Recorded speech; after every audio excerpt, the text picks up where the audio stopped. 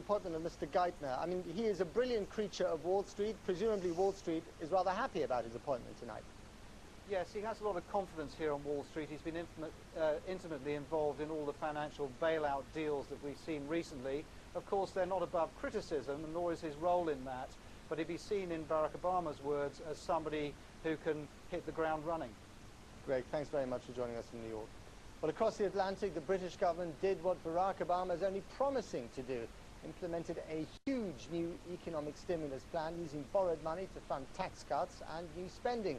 And, as will inevitably happen here as well, the price will be paid down the road with higher taxes. Joe Coburn has more on a dramatic day in London. Striking pose on a momentous occasion, a day that marked a historical turning point for the government and the country. Alistair Darling headed to the Commons with a dramatic rescue package to lift the gloom with a sting in the tail, tax rises.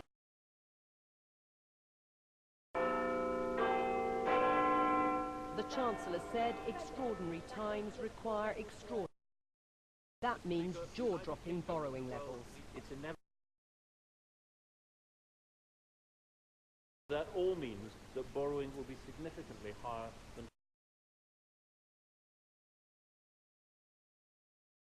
£1 billion next, or 8% of GDP. Ministers have repeatedly insisted borrowing now is essential to prevent pay for a range of treatments to ease the immediate pain of the downturn. The third option is to use tax cuts to boost. That will be given to consumers as a temporary 2.5% cut in VAT, in the hope they'll go out and spend. This temporary reduction is the equivalent to the government giving back some £12.5 billion to consumers to boost the economy. We would like retailers to pass it on as soon as they can. It'll make goods and services cheaper, and by encouraging spending, it will help stimulate growth. Businesses also harm. The government will continue to help small firms through a bank loan scheme, and there'll be extra time given to companies to pay their tax bills. But any cure for an ailing economy has significant side effects. The initial pain relief of tax cuts has to be paid back. The shock treatment is future tax rises. Alistair Darling announced that national insurance contributions will go up in 2011 for most people, with the very richest suffering the most. Alistair Darling hopes the government will get credit for being honest about future tax rises, but the Tories have warned that today's measures are unaffordable. To pay for it, he has placed a huge, unexploded tax bombshell.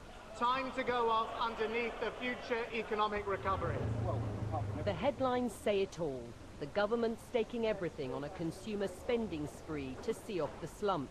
But there are no guarantees it'll work. Today's statement was also about the long political road ahead and the clear dividing lines between the government and the opposition. Joe Coburn, BBC News, Westminster.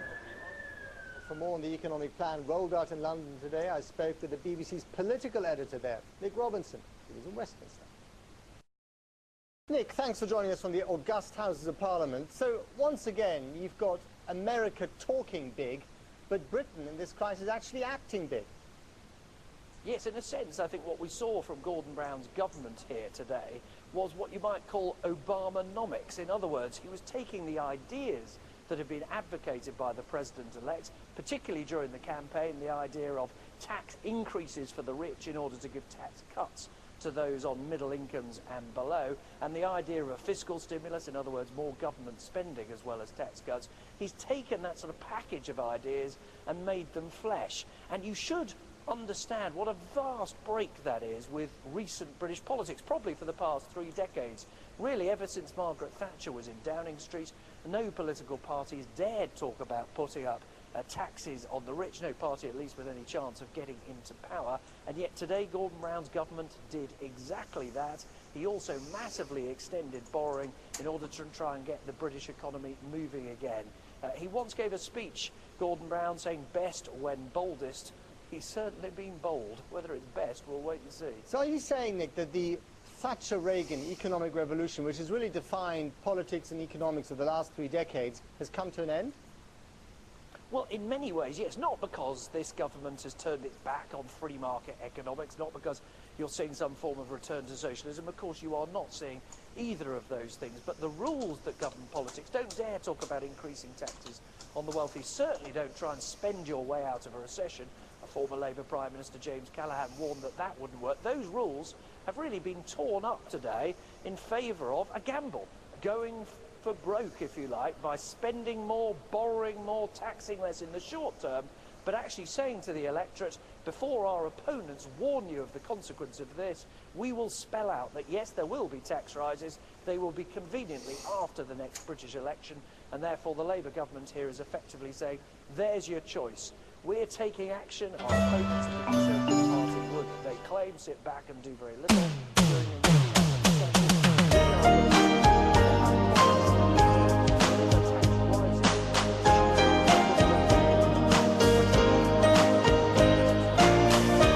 And in 3 words, Nick, do you think this gamble will pay off politically for Gordon Brown? Briefly.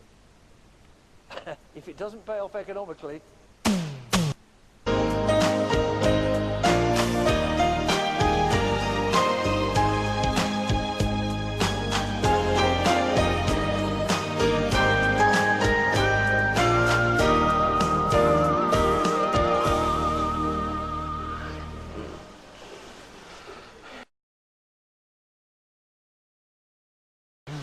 What?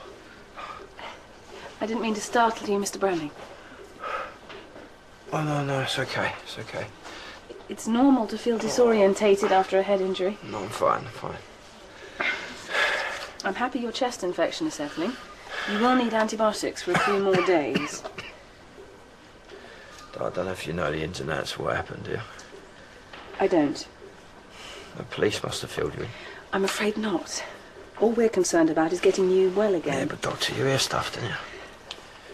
You got theories, you must have. The wound in your abdomen's healing well, but you will find it uncomfortable for the next few weeks.